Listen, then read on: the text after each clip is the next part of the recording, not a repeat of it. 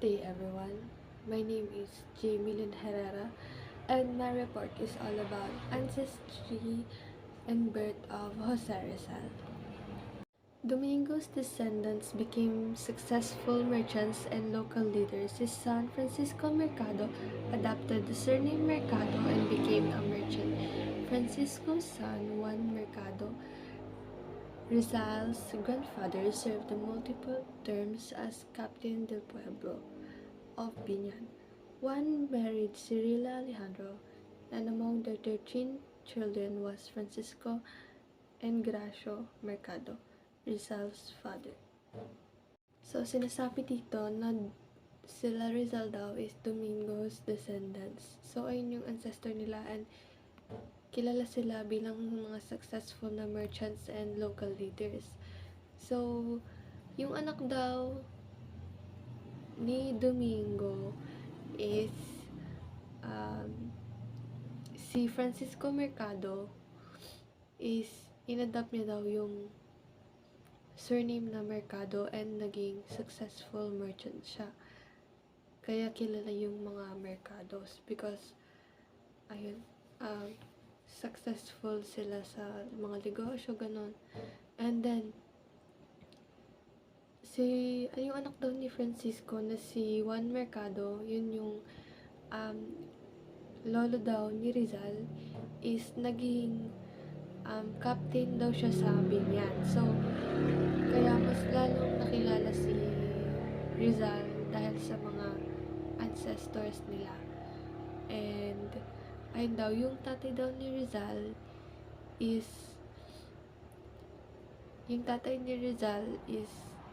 isa sa mga 13 na anak ni Juan Mercado and ni Cirila Alejandro. Jose Rizal came from a family of mixed ancestry that include Chinese, Filipino, Japanese, and Spanish blood. His paternal line traced back to Lam Ko, a Chinese immigrant from Fujian, China, who migrated to the Philippines in 1690.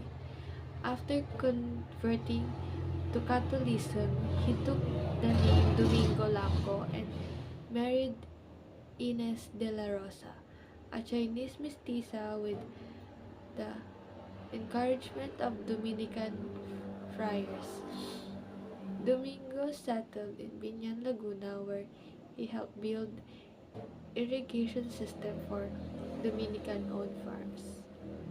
So, sinasabi dito na si Rizal daw is mixed ancestry and may apat siyang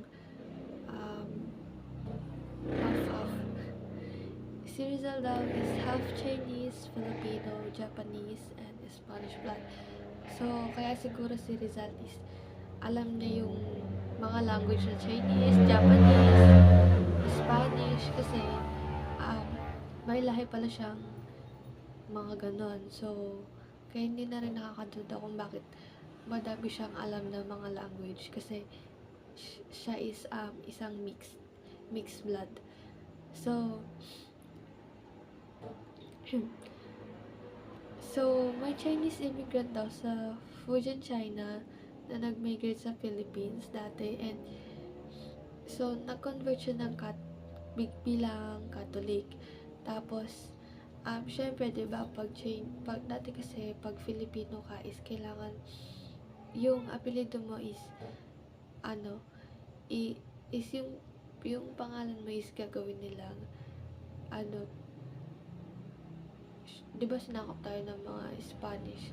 So yung pangalan mo is i-convert nila sa sa pangalan na Spanish, ganon. So ayun, yung name ng immigrant is naging Domingo Lamco. And then pinakasalan niya si Ines de la Rosa, a Chinese mestiza.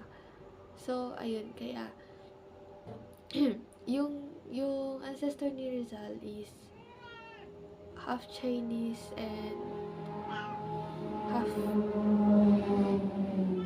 Filipino. So ayun, kaya sikat siya kasi marami silang mga negosyo, ganun, yung ancestor niya. In 1948, Governor General Narciso Claveria ordered Filipinos to adopt new surname Francisco Engracio, choose Rizal, meaning green fields, though he later used Rizal Mercado for business reasons. He married Teodora Alonso Realonda, whose ancestry included Japanese and Filipino roots. After marriage, the family moved to Calamba, where they leased large tracts of land from Dominican-owned Hacienda de Calamba. Through farming trade and good relations with the friars, the Mercado family became one of the wealthiest family in the town and belonged to the Principalia. So, ayun, in 1848, so in order na lahat ng Filipino is kailangan magpalit ng surname into Spanish sounds surname or mga Spanish surname. So, y- so yung Rizal Mercado is ginagamit or si Francisco Ingracio, pinili niya yung Rizal na surname and ang meaning nun is Greenfield. So, ginagamit niya lang yung Rizal na surname sa mga business niya, ganun. So, later on, pinakasalan niya si Teodora Alonso Redola, whose ancestry included to Japanese and Filipino roots. So, after nila magpakasal is, pumunta sila sa Calamba para pangalagaan yung hacienda na minana nila sa ancestor nila na si Dominican. So, ayun, nabuhay sila sa farming, trading, gano'n. And nagkaroon sila ng mga mabuting relasyon sa mga pare. So, di ba? Ayun, noon nga is napakahalaga ng relations between sa mga pare kasi parang yung mga pare is sila yung namumuno, gano'n sila yung batas. So, if kagalit ka ng mga pare is pwede ipapatay ka, gano'n. Kasi, ayun nga, parang sila yung mga leaders or mga diktador, gano'n. So, ayun, nakilala yung mga Mercado family or yung family ni Rizal bilang mga mayayaman na pamilya na parang mga matataas, gano'n. Kasi nga, dikit sila sa mga pare. Family owned 2 bahay na bato houses, managed farm, traded sugar and dye materials, and maintained a large library. Their prosperity grew further. They leased fertile lands in Pansol and Los Baños, supported by favorable contacts from the Dominicans. So, since, ayun nga, mayaman sila is meron silang 2 bahay na bato or yung bahay na semento na kasi, di ba, mayaman nga. So, yung bahay nila is bato na.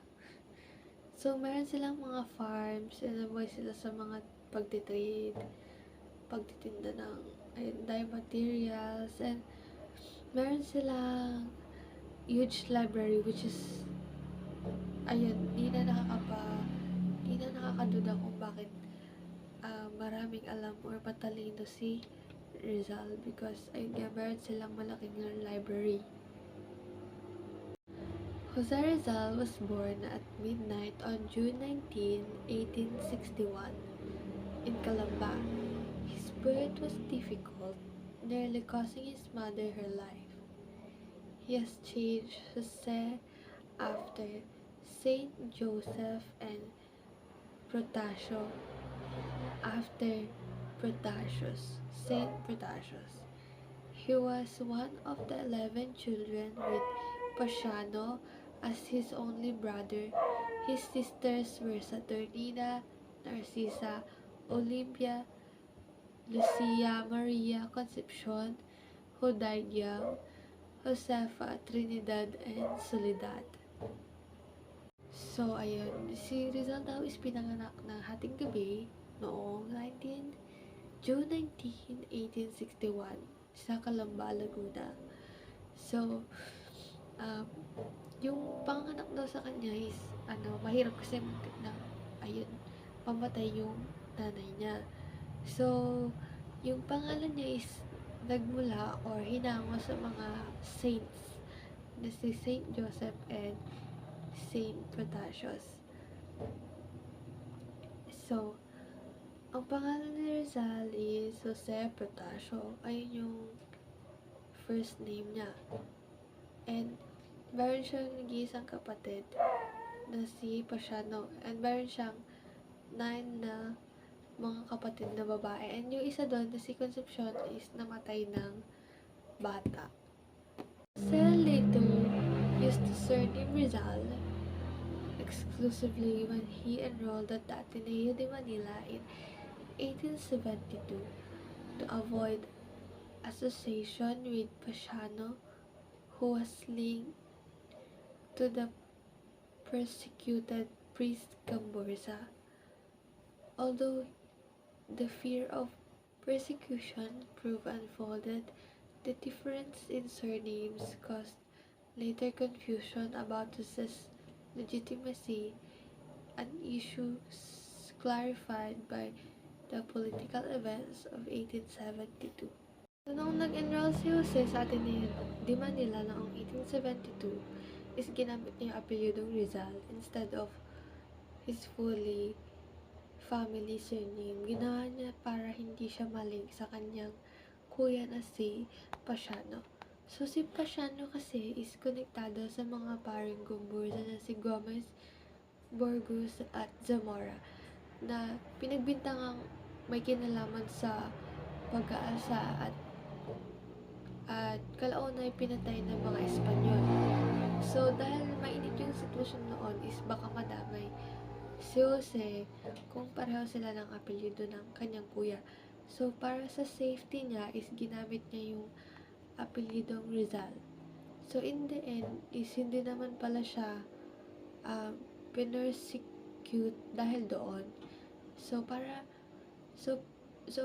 pero dahil nga iba yung ginamit niyang apelyido is nagkaroon ng confusion tungkol sa pagiging legitimate niya o kung ano ba talaga ang tunay niyang apelyido. So basically is ginawa niya yun para protektahan yung sarili niya sa panahon na delikado yung political situation noong 1872. Ayun lang.